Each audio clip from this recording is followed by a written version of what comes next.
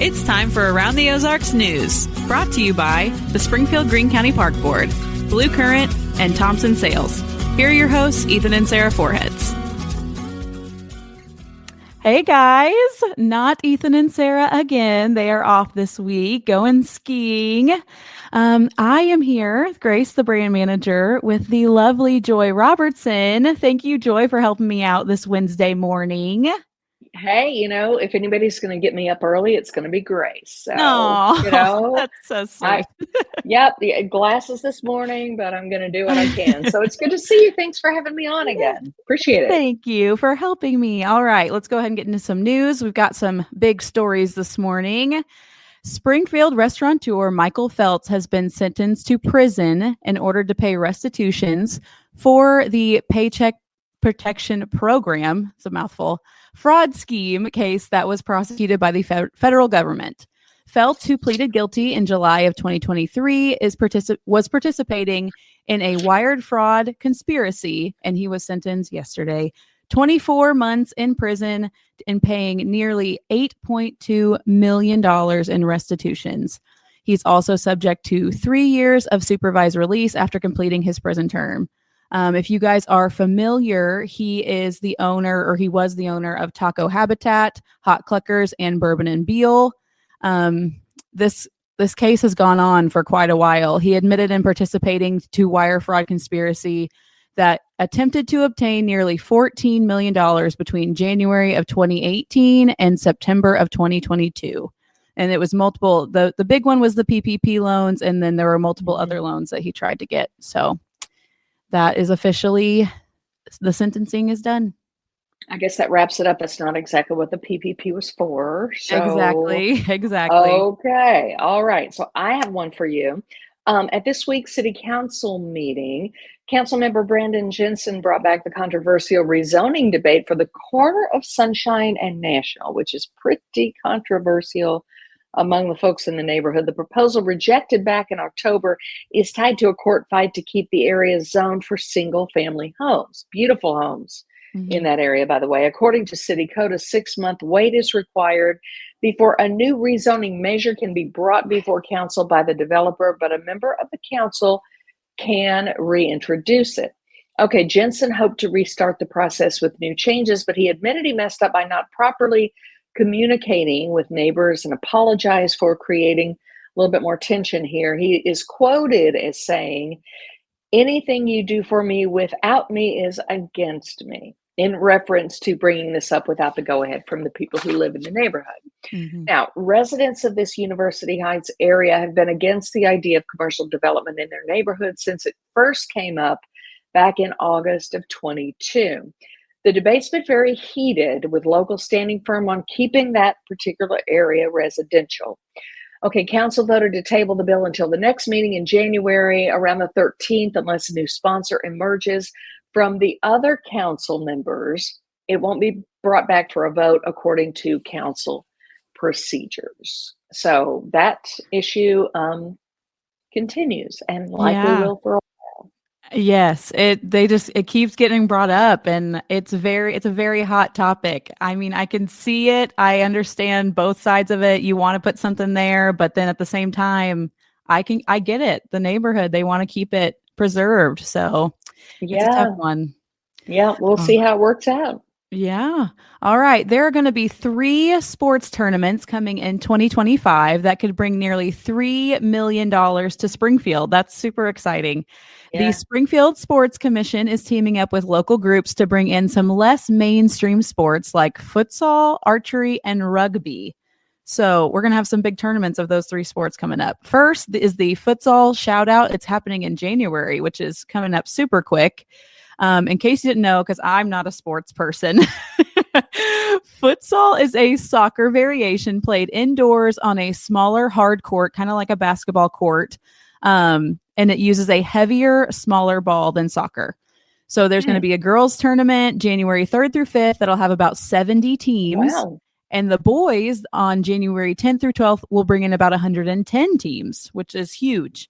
So combined, the tournaments are expected to have a big economic impact, about $890,000 to bring in, and over 1,000 hotel room nights. So that is going to be a huge deal for the Springfield area. Wow. Yeah. Wow.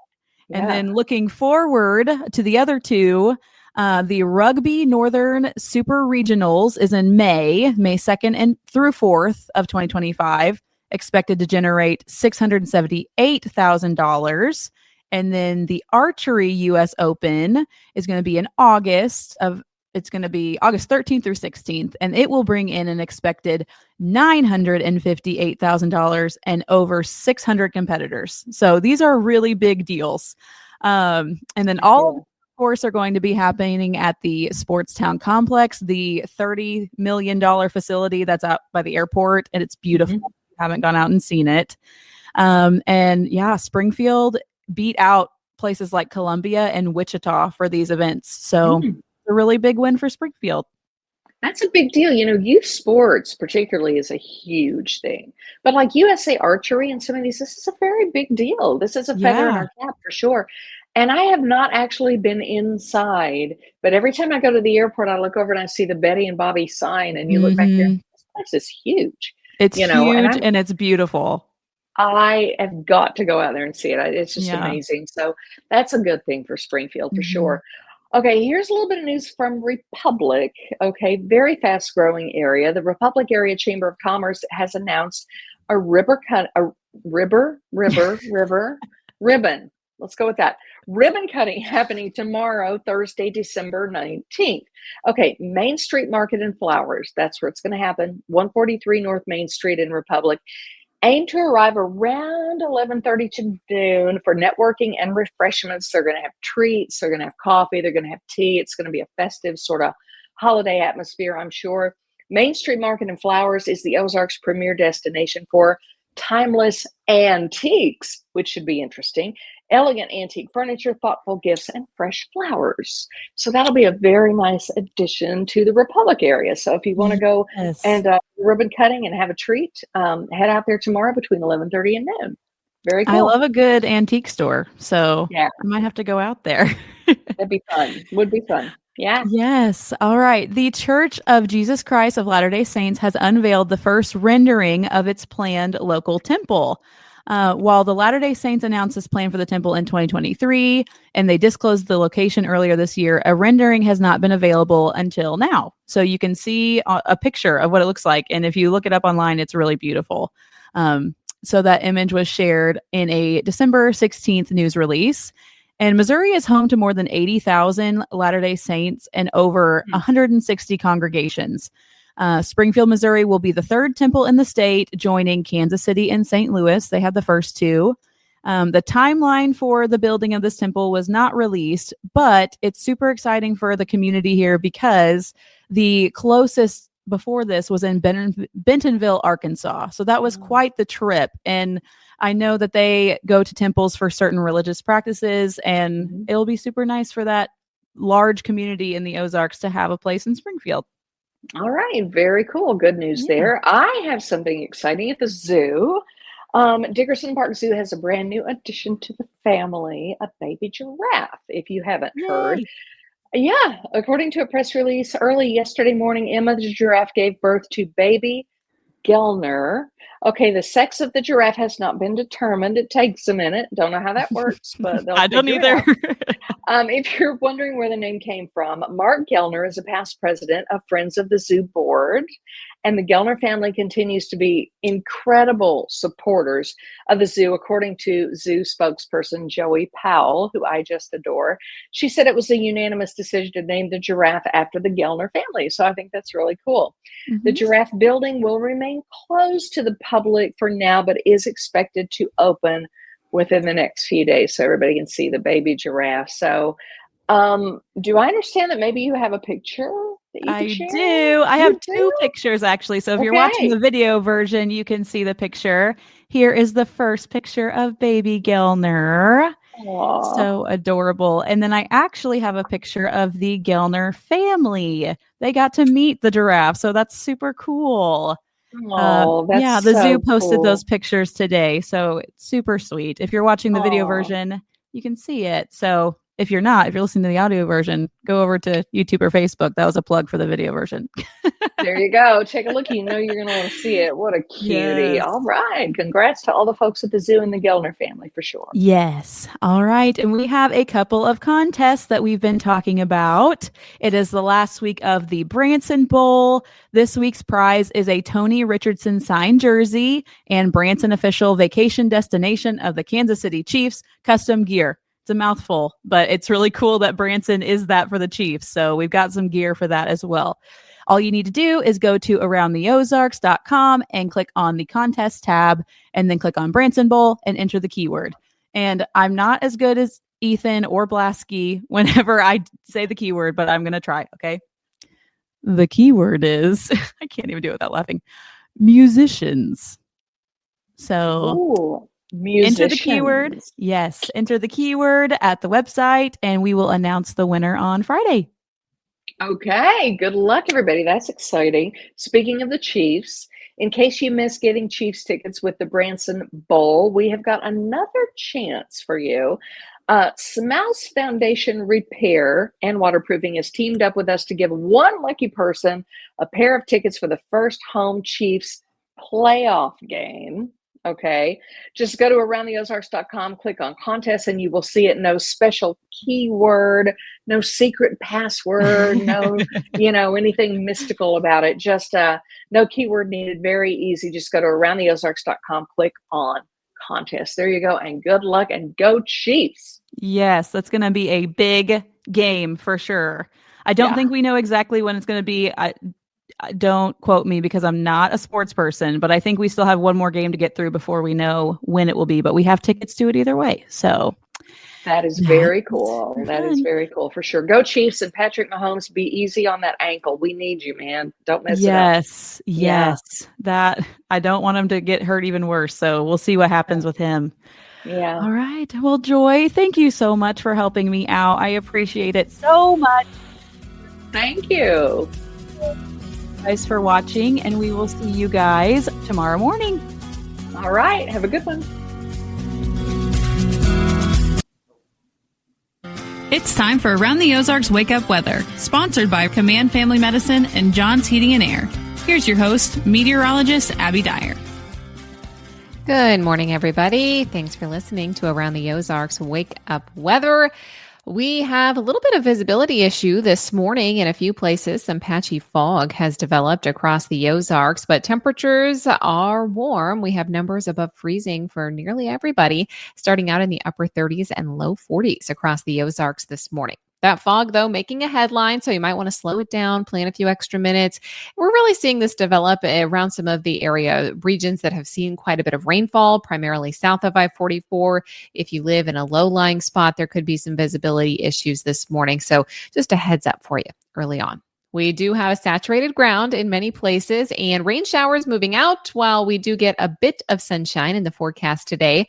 I'm expecting that today we see a partly sunny sky in the forecast by this afternoon. High temperatures will be pretty mild, but we are talking about a north wind in the forecast today. And, well, that means that temperatures are going to feel much colder than they actually are. It'll be kind of a seasonal day with temperatures in the mid and upper 40s. Put on a wind, though, at 20 miles an hour, and it's certainly feeling like a cold day. I think you'll want all the winter layers if you're going to be outdoors at all today. Cold front moving south of the region, and that allows for the rain and storm chances to move on back into the Tennessee Valley. That's going to happen as we head through the rest of the morning hours today. Becoming partly sunny, though, this afternoon. I mentioned, though, despite the sunshine, it's going to be kind of a chilly one. I do have winds out of the north behind this frontal boundary. I think we have a dry stretch of days, though, heading our direction in the Ozarks. I also have dry conditions through the entire weekend forecast. Rain chances looking very minimal here as we head through the rest of the week into the weekend. It's a big travel weekend across the country, and things are looking pretty nice for us, at least here in the Midwest, if you are going to stay local. As we look at next week, a preview, there could be some rain activity on Christmas Eve. I think kind of to be determined on how that turns out. I do expect, though, that we see another chance for rain late in the week, but overall right now it's looking very mild and rather warm as we get closer to the Christmas holiday.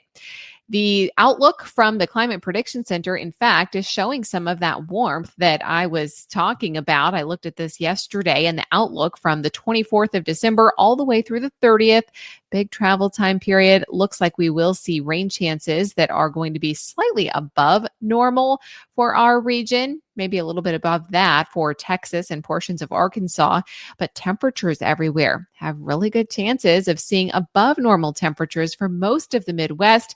This is also including the northern plains, which is important for us because oftentimes this time of year, we see some of our winter events come from the north. So if there's not snowpack or if there's not any snow happening there, good chance for us here in the Ozarks that we stay snow-free. So not looking like a white Christmas here in the Ozarks. Around the country, what's making headlines? It's these strong to severe thunderstorms from the southern plains to the Tennessee Valley. I mentioned those. They're going to continue to push south and move into the southeastern portion of the country today. We also have periods of snow in the forecast. This is happening for the northern plains with much heavier accumulations happening overnight tonight.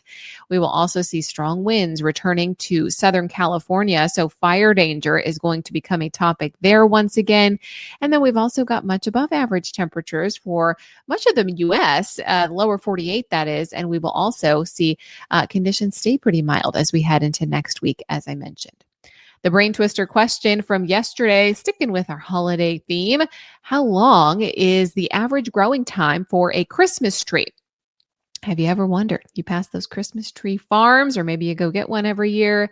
Well, average Christmas tree growing time, which gets it to about 5 to 6 feet, takes about 7 years. A lot of work going into those Christmas tree farms. The average time it takes is 7 years, but it can range anywhere from 4 to 15 years, depending on several different factors, of course, including tree type and the soil conditions, also the weather, where it is planted. Makes a big difference. In the first few years, Christmas trees grow very slowly. And then after that, once they become adults, they typically grow a foot per year. They also tend to go through growth spurts as they get older. So by the time a tree is 4 years old, it can grow 12 to 18 inches per year. Also, those real Christmas trees, they require a lot of care, including shaping and trimming, feeding and fertilizing. Christmas tree farmers also have to protect those trees from insects and disease.